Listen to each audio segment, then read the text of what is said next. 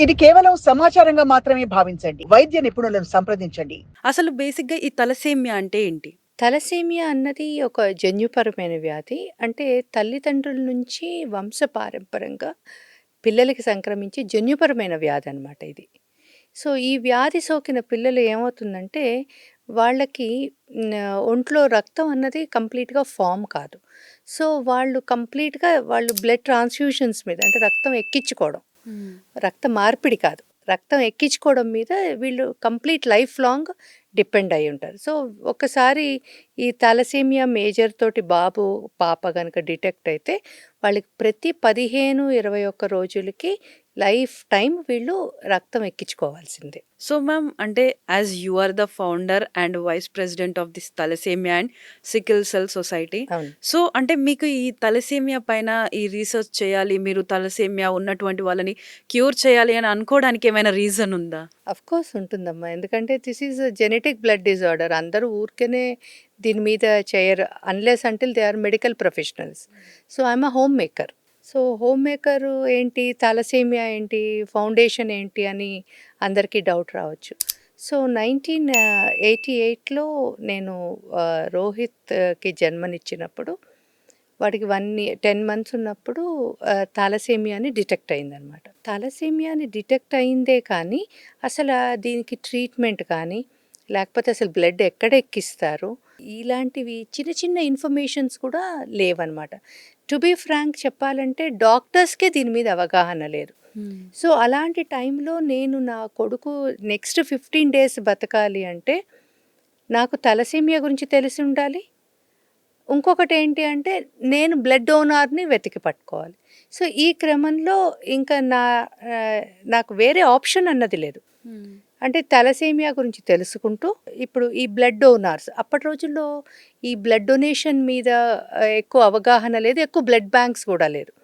So, నేను ప్రతి గుమ్మం నాక్ చేసి ఇలా మా అబ్బాయికి ఇలా ఉందండి. మీరెవరైనా నాకు మా అబ్బాయికి ఏ పాజిటివ్ డొనేట్ చేస్తారా అని ఇలా పొద్దున్నుంచి సాయంత్రం వరకు అలా 15 రోజులు నాక్ చేస్తే నాకు 1 డోనర్ మా అబ్బాయి గ్రూప్ ఉన్నది దొరికేవారు.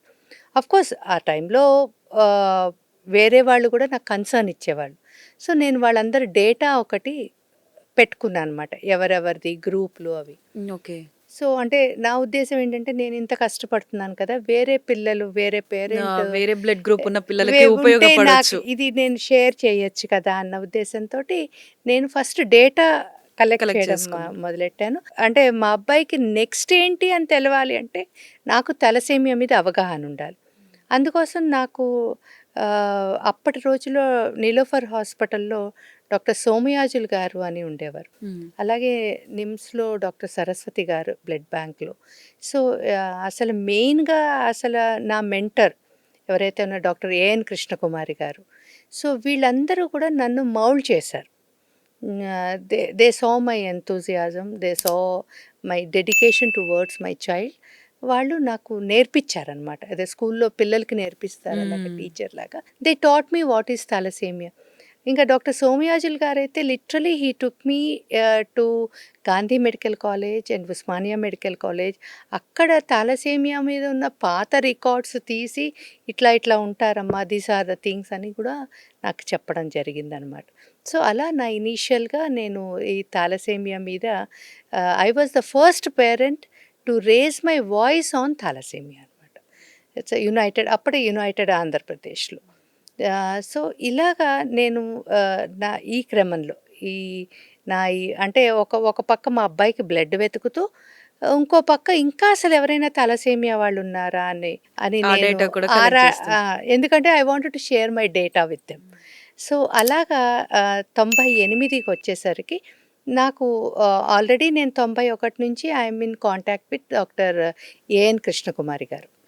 తను కూడా ఆవిడ చాలా ఆహ్, కంపాషనేట్ మనిషి. అంటే ఓదార్పు. అంటే ఆవిడ దగ్గరికి వెళ్తే ఇంక మనకి వేరే ఏమీ ఉండదు. అంత చల్లటి ఆహ్, తల్లి అనమాట ఆవిడ. సో, ఆవిడ నన్ను దగ్గరికి తీసుకోవడం, నాకు నేర్పించడం.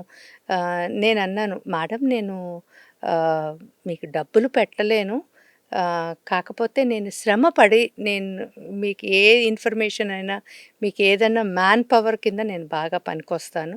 అలా చేస్తానంటే ఆవిడ నన్ను అప్పటి రోజుల్లోనే ఇండియాలోని డిఫరెంట్ పార్ట్స్‌లో ఉన్న థాలసేమియా సెంటర్స్‌కి పంపించడం, థాలసేమియా ట్రీట్మెంట్ ఇచ్చే హాస్పిటల్స్‌కి ఆవిడకి నన్ను రెఫర్ చేసి పంపించి, అక్కడ ఏం చేస్తున్నారో నువ్వు అన్నీ కనుక్కొని రా అని చెప్పి నన్ను పంపించడం జరిగిందండి.